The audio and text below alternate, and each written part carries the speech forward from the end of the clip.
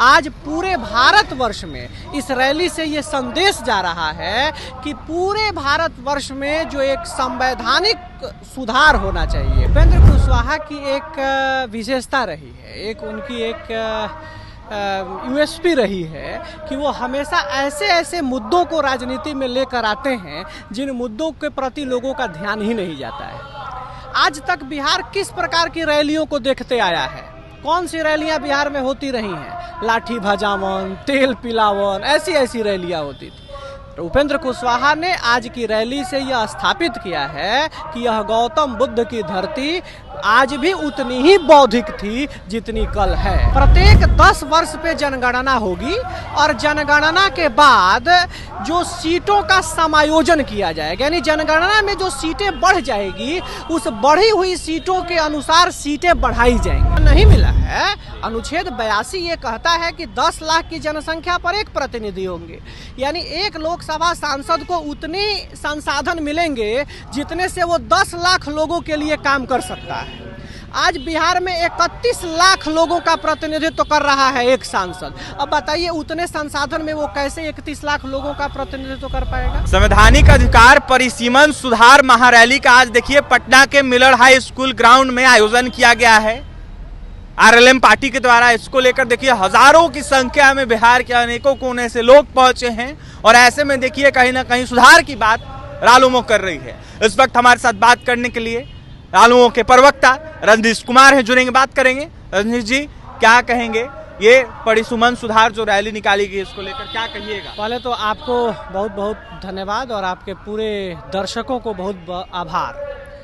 देखिए, आरएलएम जो उपेंद्र कुशवाहा जी के नेतृत्व में कार्य कर रही है, उपेंद्र कुशवाहा की एक विशेषता रही है, एक उनकी एक यूएसपी रही है कि वो हमेशा ऐसे ऐसे मुद्दों को राजनीति में लेकर आते हैं जिन मुद्दों के प्रति लोगों का ध्यान ही नहीं जाता है।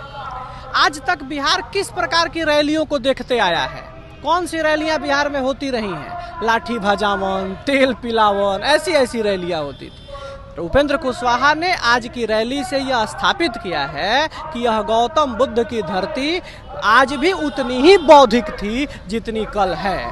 आज पूरे भारतवर्ष में इस रैली से ये संदेश जा रहा है कि पूरे भारतवर्ष में जो एक संवैधानिक सुधार होना चाहिए।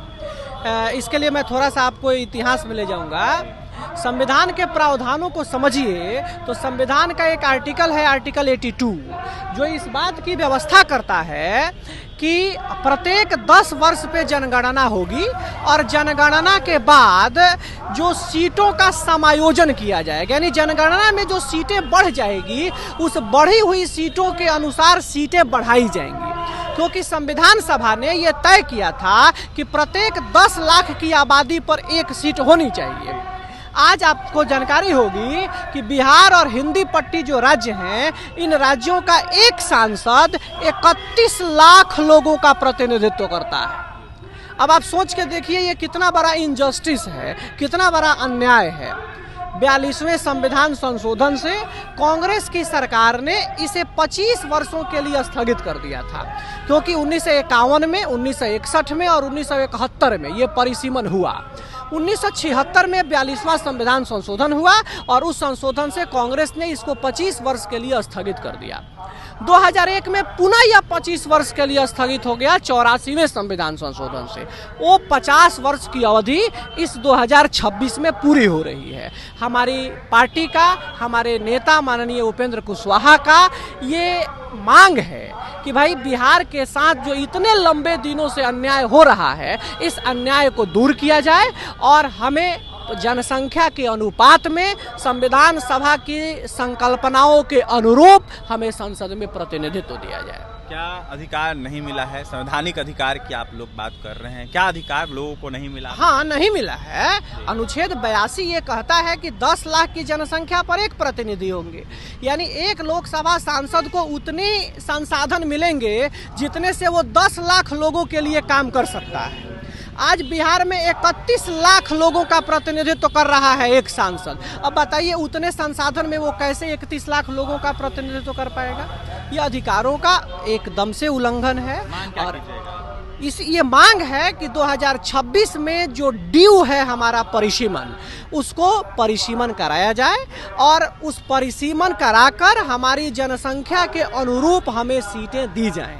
जो अभी 40 लोकसभा की सीट है, अगर बिहार में परिसीमन करा दिया जाए तो इस सीटों की संख्या लगभग 60 हो जाएगी। बिहार में विधानसभा का चुनाव होना है, इसको लेकर भी क्या मांग कर रहे हैं आप लोग कुछ? बिहार विधानसभा के आसन्न चुनाव में दो गठबंधनों के बीच सीधा फाइट है, एक एनडीए और एक तथाकथित महागठबंधन कहिए या यूपीए कहिए, जो कहना है कहिए। और इस दो गठबंधनों की लड़ाई में एनडीए चुनाव जीत चुकी है, औपचारिकता बाकी है। एनडीए जीत चुकी है, हाँ, औपचारिकता बाकी है। सीट शेयरिंग नहीं हुआ, एनडीए चुनाव कहाँ से जीता? सीट शेयरिंग वो बहुत सामान्य सी बात है हम लोगों के लिए, वो कोई बहुत यहाँ सिर फुटौल नहीं है। यहाँ कोई खड़े होकर ये नहीं कह रहा है कि हमें 60 सीट चाहिए, हमें ये चाहिए वो चाहिए, हमको उप मुख्यमंत्री बना दीजिए। यहाँ सुने हैं किसी के मन से? वहाँ वही लड़ाई है, हमको उप मुख्यमंत्री तो हमको मुख्यमंत्री। हाँ, दूसरा वाला पहले वाले को मानने को तैयार नहीं है कि कौन मुख्यमंत्री होगा कौन उप मुख्यमंत्री होगा। इसलिए सीट शेयरिंग हमारे लिए कोई समस्या नहीं है। अब जो लोग चुनाव हार चुके हैं उन लोग अब फ्रस्ट्रेशन में कुछ न कुछ कह रहे हैं। अब वो एक नया मुद्दा निकाले हैं, आपने सुना ही होगा, वोट चोरी का मुद्दा निकाल रहे हैं।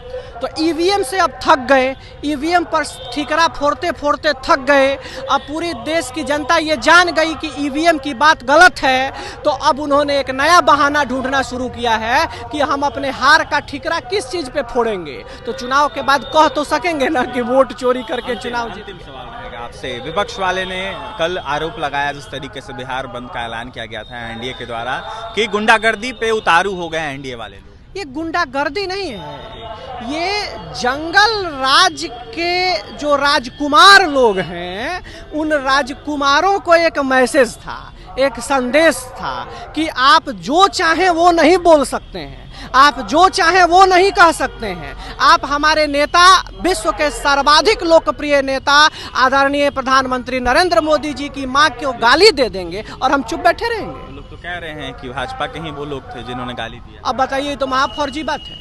इसका कोई आंकड़ा अगर उनके पास है, ऑथेंटिक प्रूफ है, तो तेजस्वी यादव और राहुल गांधी ने उस कार्यकर्ता के खिलाफ एफआईआर कराया? नहीं ना कराया। अगर उनको लगता है कि वो कार्यकर्ता भाजपा का है तो करा दीजिए एफआईआर। क्यों नहीं करा रहे हैं एफआईआर? क्यों चुप हैं आप? आपके मंच से, यानी आपके घर से प्रधानमंत्री को गाली दी गई और आप चुप होकर देखते रहे। ये दर्शाता है कि गाली देने वाला कोई और है, पीछे से चेहरा किसी और का है। कल जो तस्वीर निकल के आई वहाँ देखा गया प्रेग्नेंट लेडी को परेशानी हुई, आम लोगों के साथ बदसलूकी की गई, कई लोग हुड़दंगई करने वाले भी लोग वहाँ मौजूद थे। मानिए या न मानिए, वीडियो वायरल है, ठीक है, लेकिन सवाल ये उठता है कि आखिरकार आम लोगों को क्यों परेशान किया गया? नहीं, एनडीए कभी आम लोगों को परेशान करने में भरोसा करती ही नहीं है। एनडीए की स्पष्ट सोच है सबका साथ, सबका विकास, सबका विश्वास, सबका भरोसा, और इसी एकमात्र थीम पर एनडीए की सरकार चलती है। हम किसी को परेशान नहीं करते हैं। यहाँ कौन लोग कह रहा है परेशान कर रहे हैं भाई? वो लोग जिनके शासनकाल में लोग घर से बाहर नहीं निकलते थे, वो लोग जिनके शासनकाल में लोग घर से बाहर निकल जाते थे तो घर वाले चिंतित होते थे कि वो पता नहीं सही सलामत वापस भी आएगा कि नहीं। वो लोग कह रहे हैं कि लोग परेशान कर रहे हैं। अरे भाई, चलनी हंसे सूप के जिसमें 77 गो छेद है। देखिए, हमारे साथ बात करने के लिए रालोमो के प्रवक्ता रजनीश कुमार थे, जमकर विपक्षी दलों को निशाने पर ले थे, परिसीमन अधिकार की मांग कर रहे थे। इसके साथ ही जिस तरीके से पटना के मिलर हाई स्कूल ग्राउंड में आज आरएलएम के द्वारा बड़ा महारैली का आयोजन किया गया है, इसको लेकर अपनी बातें रख रहे थे। वहीं क्या कुछ कहते थे आपने सुना है।